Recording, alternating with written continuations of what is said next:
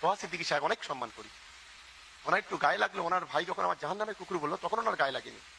আমি যখন বললাম সামনে পিছনে গাড়ি কেন, তখন ওনার গায়ে লেগে গেল।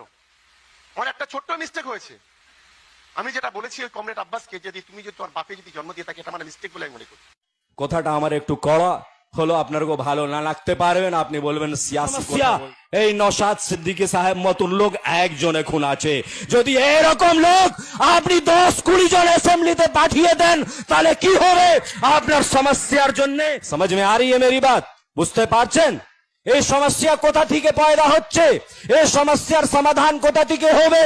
এই যে অ্যাসেম্বলিতে বসে লোক আছে, এই পার্লামেন্টে বসে যে লোক আছে, এই সমস্যা আপনাদের জন্য তৈরি করছে, আর আপনি ওই সমস্যা নিয়ে ঘুরে বেড়াচ্ছেন, সব সময় ওই সমস্যা নিয়েই পড়ে থাকছেন।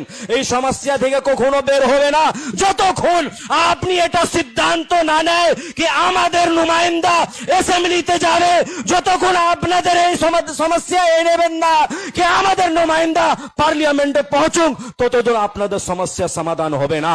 এই দেখছেন অনেক পলিটিক্যাল পার্টিতে অনেক আপনার লোক আছে, উমার নাম মতন আছে, নওশাদের নাম মতন লোক আছে, হকিকুল ভাইয়ের নাম মতন লোক আছে, ইমতিয়াজ মোল্লা ভাইয়ের নাম মতন লোক আছে, যাকে আপনি ভাবছেন এই তো মুসলমান আছে, এই আমার কথা বলবে, এই তো আমার সমস্যার সমাধান করবে, কিন্তু একটা জিনিস মনে রাখবেন, ওই আপনার লোক নেই, ও আপনার নুমাইন্দা নেই, ওই পার্টির নুমাইন্দা আছে।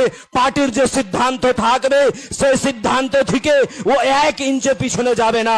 এই জন্য এটা কখনো মনে রাখবেন না কি ওই আপনার সমস্যার সমাধান করার জন্য অ্যাসেম্বলিতে পার্লামেন্টে আপনার সমস্যাগুলো তুলবে।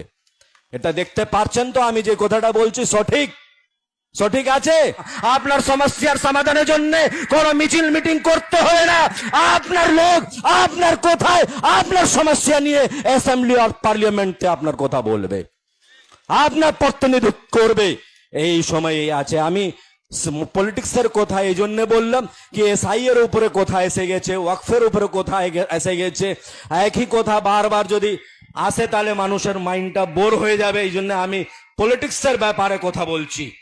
এই খুব ভালো লাগছে কি একবদ্ধভাবে SDPI social democratic party of India, এখানে আছে সেকুলার ফ্রন্ট অফ ইন্ডিয়া, এখানে আছে আমার ইমতিয়াজ ভাইয়ের আজাদ সমাজ পার্টি, এখানে আছে ওয়েলফেয়ার পার্টি অফ ইন্ডিয়া, এখানে আছে ইন্ডিয়ান মুসলিম লীগ, এইসব আপনার প্রতিনিধিত্ব করবে, আপনার এটা রিপ্রেজেন্টেটিভ অ্যাসেম্বলিতে তৈরি হয়ে যাবে।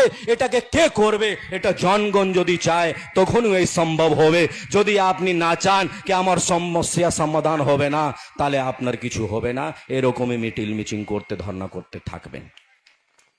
বন্ধুবান, কথাটা আমার একটু কড়া হলো, আপনার ভালো না লাগতে পারবেন, আপনি বলবেন সিয়াসি কথা বলছেন, পলিটিক্সের কথা বলছেন।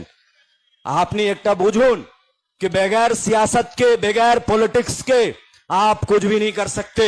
आपको अगर एक किसी प्रमाण पत्र लेना पड़ता है तो आपको काउंसलर के पास जाना पड़ेगा।